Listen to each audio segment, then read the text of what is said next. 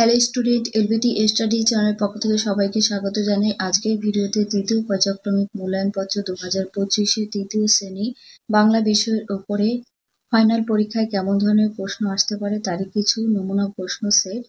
এই প্রশ্ন সেটটা রিকোয়েস্টের ভিডিও। একের দাগের নিচে প্রশ্নগুলি উত্তর দাও। 2 নম্বর করে থাকছে কতে ধানকে কনক বা সোনার সাথে তুলনা করা হয়েছে কেন? উত্তর, ধান পাকলে তাকে সোনালী রঙের মতো দেখায়, তাই ধানকে কনক বা সোনার সঙ্গে তুলনা করা হয়েছে। আমি পড়ার মাঝখানে একটু কথা বলি। অনেকে রিকোয়েস্ট করছো ভিডিও করার জন্য।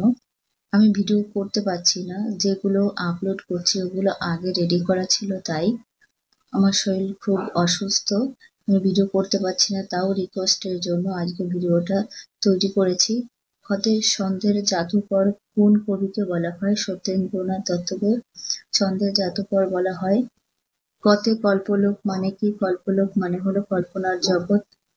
ঘতে শিয়াল শেষে কি বলে চলে গেল? শিয়াল শেষে আঙুর ফল টক বলে চলে গিয়েছিল। কুমোতে পান্তাবুড়ির দিন চলল কেমন করে? পান্তাবুড়ির দিন ভিক্ষা করে কাটত।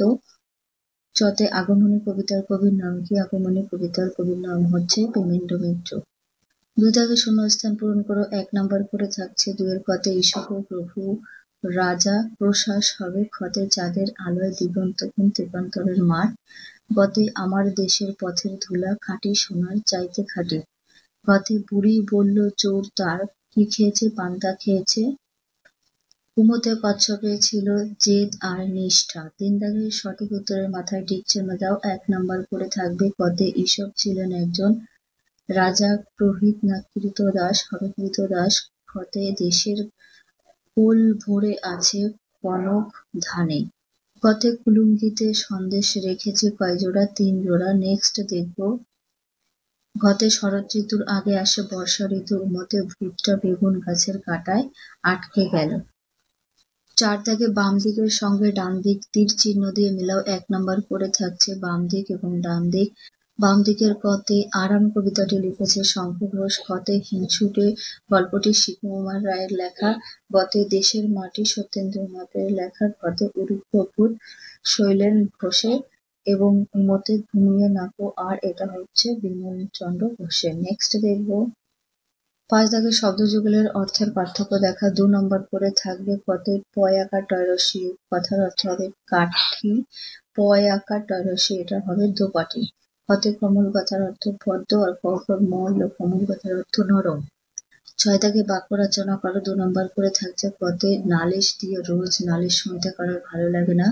কতে ছদ্মবেশ দিয়ে নিজেরা করে নেবে। 7 দাগে শব্দার্থ লেখো। 1 নম্বর করে থাকছে 7 কতে অচিন কথার অর্থ অচেনা বা অজানা।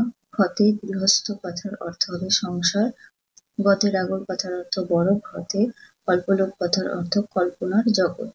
8 থেকে বিপরীত শব্দ লেখো। 1 নাম্বার করে থাকছে কতে জ্ঞানী কথার বিপরীত হবে মূর্খ। ক্ষতে উপস্থিত কথার বিপরীত হবে অনুপস্থিত। এখানে আর দুটো প্রশ্ন রয়েছে। উপকারের বিপরীত হবে অপকার, আর স্বাধীনের বিপরীত হবে পরাধীন। এই দুটো প্রশ্ন লেখা হয়নি। 9 দাগে এলোমেলো বর্ণগুলির সাহায্যে অর্থপূর্ণ শব্দ তৈরি করো। 1 নাম্বার করে থাকছে কতে এটা সাজালে হবে কাঠবিড়ালি। ক্ষতে সাজালে হবে বৃষ্টি বাদল। গতে সাজালে হবে রূপকথা। 10 দাগের নিচে প্রশ্নগুলি উত্তর দাও। 2 নম্বর করে থাকবে। নেক্সট পৃষ্ঠায় দেখে নেব।